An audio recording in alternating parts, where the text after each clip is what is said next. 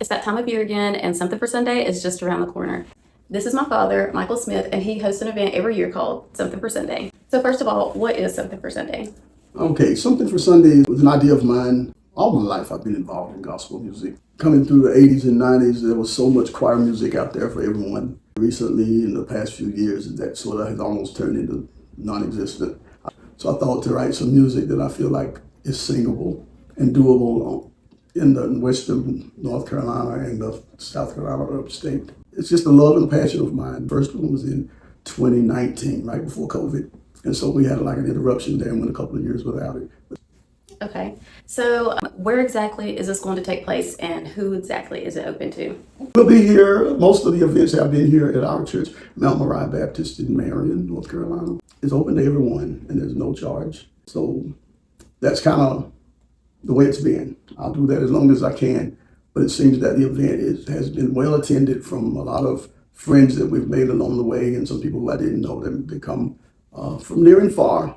Obviously, I mean, every year has the potential of getting better and change. This year I do plan to do some additional things that I'll talk about in a later video that will make it a little more interesting. But I'm real happy about the music that I'll be presenting this year. All original music that I write. Okay. Okay, so tell us what the flow is going to be. Okay, typically, since it boils down to 5 to 6, I roll out 5 to 6 original songs each year so that we're not here until the evening. We try to keep it pretty close to mostly musical with learning parts, putting a little time in the prep that normally I don't. We usually come here completely raw and start from scratch, but this year it'll speed up a little. Because I'm recording, I'm going to use about 3 songs that we've done previously as well. I'm introducing 3, maybe 4 new songs. And this year we've got invited guests in to sing those songs, and I think that's going to help boost our attendance as well. Okay, are we allowed to know who those guests are? We are now. First of all, it's going to be the person that I almost always turn to first, and that's Pastor Katie Jordan from Greenville, South Carolina, Queen Street Baptist Church. She's a favorite of this region. She comes every year and always is a tremendous blessing. She's leading one of the songs this year. And she's, of course, I always say she's like the Maddie Moss Clark of the South, in my opinion. She had a choir when they were singing. That's the best church choir ever, in my opinion. But she'll be here, and she brings people with her every year. Also, one of my former singers, Dean Logan, he's going to be leading one of the songs. Dean lives in Charlotte now, an educator and a tremendous vocalist. One of the ones that, people always like to hear when our group was together. A young man here in town, Jacob Jameson, whose father pastors a church, a well-known family of singers, the Jamesons. Keith, his dad, had a group around here that was very, very prolific.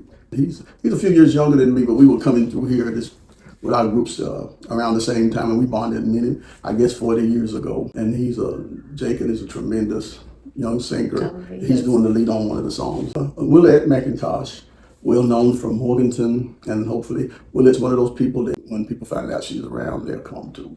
So she's going to be doing one of the leads. So I'm looking forward to that. And some other, people who typically come every year. Robert and Sylvia Williams, they used to be a part of my group. They're well known for singing. Okay, so a really good, solid lineup there. And the people who typically come, whose names are too numerous. I've got 3, I call them my nieces. I used to sing with their mother and the Rising Gospel Singers. They're planning to come. Beautiful singers.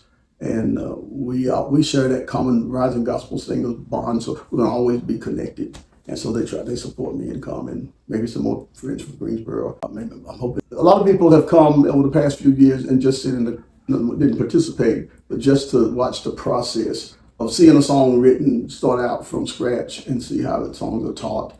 And we've got some young musicians that are going to be here as well. So it's a learning experience for people who are, not, people like who've done it all of our lives. That helps younger people to find out what songs work for church choirs. When is it too much song for the particular people I'm working for? And learning how to work around some of the hurdles that we often face trying to sing, keep current music and, without getting it too complicated. It's just an event I think that will help anybody that comes. But you don't have to be a singer to come and just participate or watch. It's open to the public, and if you like to get a good seat or whatever, maybe you should come at 11. The date will be Saturday, October 3rd, here at Mount Moriah. We start promptly. I don't think anybody has come yet. that left this.